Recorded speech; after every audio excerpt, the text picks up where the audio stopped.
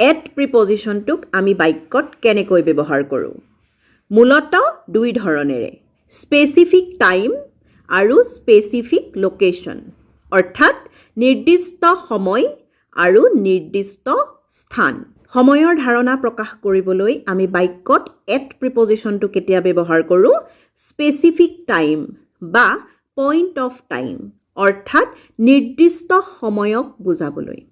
যেতিয়া কথা এটা কওঁতে আমি সময়ৰ কথা উল্লেখ কৰিম আৰু সেই সময়ৰ কথা একদম নিৰ্দিষ্টকৈ উল্লেখ কৰিম তেতিয়া আমি এট প্ৰিপজিশ্যনটো ব্যৱহাৰ কৰিম উদাহৰণস্বৰূপে মই ৰাতিপুৱা 5 বজাত শুই উঠোঁ I wake up at 5 o'clock in the morning যে মই ৰাতিপুৱা 5 বজাত শুই উঠোঁ মই একদম নিৰ্দিষ্টকৈ সময়টো উল্লেখ কৰি কথাটো কৈছোঁ গতিকে এট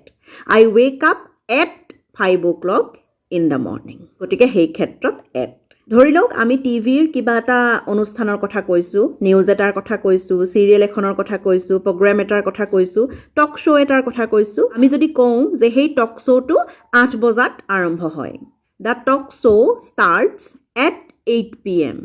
যে 8 বজাত আৰম্ভ হয় 8 বজা একদম নিৰ্দিষ্টকৈ সময়ৰ কথা কোৱা হৈছে গতিকে এট প্ৰিপজিশ্যনটো আমি ব্যৱহাৰ কৰিম দ্য টক শ্ব' ষ্টাৰ্টছ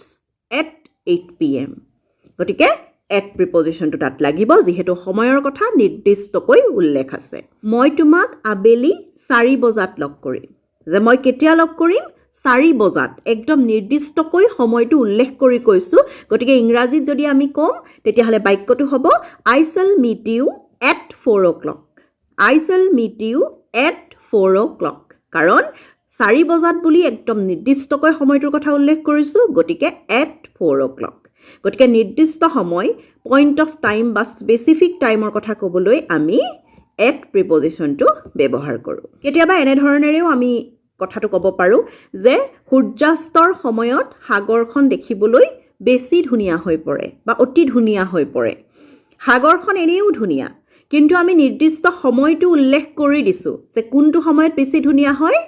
সূৰ্যাস্তৰ সময়ত গতিকে ইংৰাজীত যদি আমি কওঁ তেতিয়াও আমি এট প্ৰিপজিশ্যনটোৱে বাক্যটোত ব্যৱহাৰ কৰিম দ্য বিচ লুকছ বিউটিফুল এট ছানছেট যে সূৰ্যাস্তৰ সময়ত সাগৰখন বেছি ধুনীয়া হৈ পৰে গতিকে দ্য বিচ বা the sea looks beautiful at sunset যে সূৰ্যাস্তৰ সময়ত নিৰ্দিষ্টকৈ যিহেতু কৈছোঁ গতিকে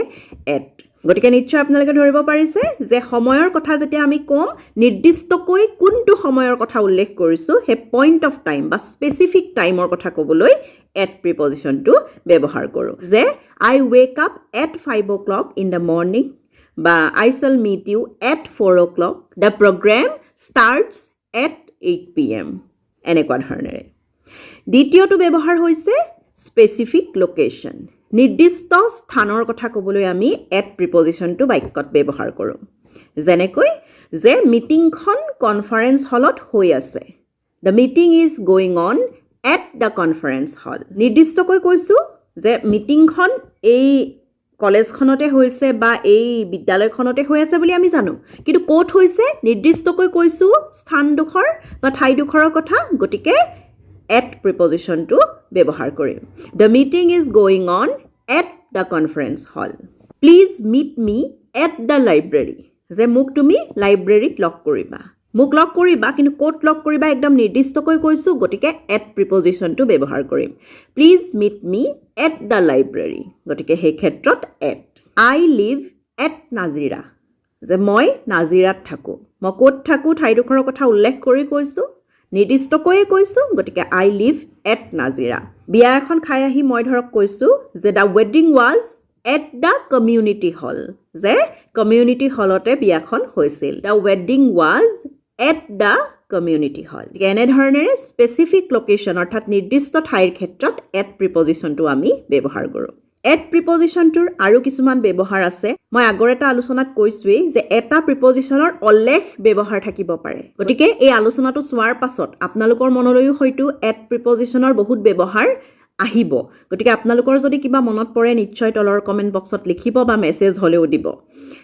আৰু কিছুমান ব্যৱহাৰ এই ক্ষেত্ৰত আমি উনুকিয়াব পাৰোঁ এট প্ৰিপজিশ্যনটোৰ সচৰাচৰ আমি ব্যৱহাৰ কৰি থাকোঁ যেনেকৈ ডাইৰেকশ্যনৰ ক্ষেত্ৰত ধৰি লওক কোনোবা এজনে দেৱালত থকা ছবিখনলৈ চাই আছে তেতিয়া আমি ইংৰাজীত ক'ম যে he is looking at the picture যে তেওঁ সেই ফটোখনলৈ বা ছবিখনলৈ চাই আছে he is looking at the picture মোলৈ চোৱাচোন প্লিজ লুক এট মি মোলৈ চোৱা লুক এট মি গতিকে ডাইৰেকশ্যনৰ ক্ষেত্ৰতো আমি এট প্ৰিপজিশ্যনটো ব্যৱহাৰ কৰোঁ কেতিয়াবা এনেকুৱাও হ'ব পাৰে যে শিক্ষয়িত্ৰী এগৰাকীয়ে দেৱালত ওলমি থকা ভূচিত্ৰাৱলীখন মেলি পেলাই কিবা কিবি দেখুৱাই আছে বা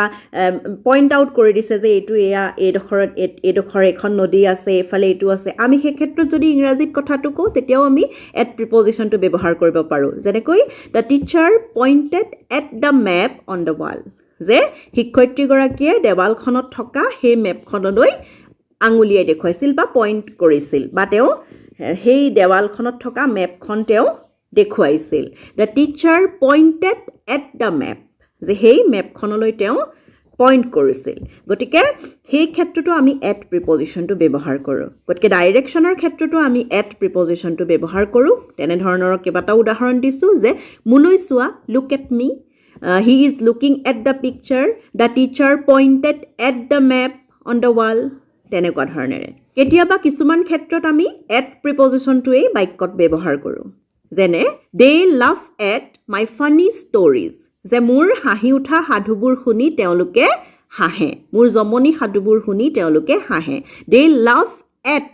my funny stories যে তেওঁলোকে মোৰ জমনি সাধুবোৰ শুনি শুনি হাঁহি থাকে বা হাঁহে সেই ক্ষেত্ৰত laugh at গতিকে এনেকুৱা ধৰণৰ এট প্ৰিপজিশ্যনটো যোগ হৈ থকা ফ্ৰেজেল ভাৰ্ব আছে তেনেকুৱা সেইখিনি কথা আমি যেতিয়া ফ্ৰেজেল ভাৰ্ব বিস্তৃতভাৱে আলোচনা কৰিম তেতিয়া আলোচনা কৰিম আজি মাত্ৰ এট প্ৰিপজিশ্যনটোক সচৰাচৰ আমি বাক্যত কেনেকৈ ব্যৱহাৰ কৰোঁ সেই কথাহে আলোচনা কৰিবলৈ চেষ্টা কৰিছোঁ এনেধৰণেৰে আচলতে আমি এট প্ৰিপজিশ্যনটো ব্যৱহাৰ কৰোঁ মূলত দুই ধৰণেৰে কৈছোৱেই স্পেচিফিক টাইম আৰু স্পেচিফিক লোকেশ্যন স্পেচিফিক টাইম য'ত সময়টো নিৰ্দিষ্টকৈ উল্লেখ থাকে আৰু স্পেচিফিক লোকেশ্যন অৰ্থাৎ নিৰ্দিষ্ট ঠাইৰ ক্ষেত্ৰত ডাইৰেকশ্যনৰ ক্ষেত্ৰতো কৈছোঁ যে মোলৈ চোৱা মোলৈ চাবলৈ যেতিয়া কাৰোবাক কৈছোঁ লুক এট মি তেওঁলৈ চোৱা লুক এট হিম ছবিখনলৈ চোৱাচোন look at that picture he is looking at the picture তেনেকুৱা ধৰণেৰে বা the teacher pointed at the map the teacher pointed at the text book যে টেক্সট বুকখনত থকা কথাটোত শিক্ষকগৰাকীয়ে আঙুলিয়াই দিছিল the teacher pointed at the text book অন্য কিছুমান ক্ষেত্ৰতো আমি এট প্ৰিপজিশ্যনটো সচৰাচৰ ব্যৱহাৰ কৰোঁ যেনেকৈ ক'লোঁ দে লাভ এট মাই ফানি ষ্টৰিজ তেনেকুৱা ধৰণে গতিকে আপোনালোকৰো যদি কিবা মনলৈ আহিছে এট প্ৰিপজিশ্যনটোৰ ব্যৱহাৰ তেনেহ'লে মোলৈ পঠিয়াব মই আপোনালোকে যদি মেছেজ কৰি দিয়ে তেতিয়াহ'লে মই নিশ্চয় পিছৰটো আলোচনাত সামৰি ল'ম নহ'লে পিছৰটো আলোচনাত আমি অন্য এটি প্ৰিপজিশ্যনৰ সৈতে আকৌ লগ হ'ম আজিলৈ আহিছোঁ সকলো ভালে থাকক ধন্যবাদ